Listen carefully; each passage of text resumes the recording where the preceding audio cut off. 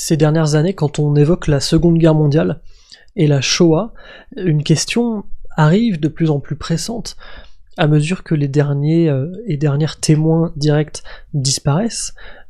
Comment continuer à transmettre cette mémoire? Alors il y a plein d'œuvres, de musées et d'initiatives, heureusement, dont des initiatives comme ça en podcast tout à fait indépendantes.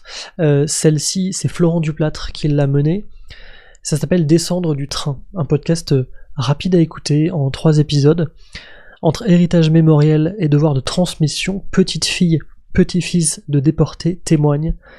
Découvrez une série en 3 épisodes qui interroge les notions d'héritage traumatique, de devoir de mémoire et de tabou familial.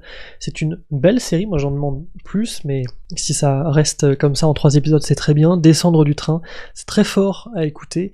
Le fait d'entendre les voix des générations suivantes, c'est vraiment puissant. Je vous le recommande très fort, Descendre du train. Aujourd'hui, je rencontre Alix à Grenoble, dont la grand-mère rescapée d'Auschwitz témoigne depuis les années 80 des horreurs de la Shoah, dans les médias et auprès de collégiens et lycéens. Du coup, ma grand-mère, elle est née en Pologne, donc en 28.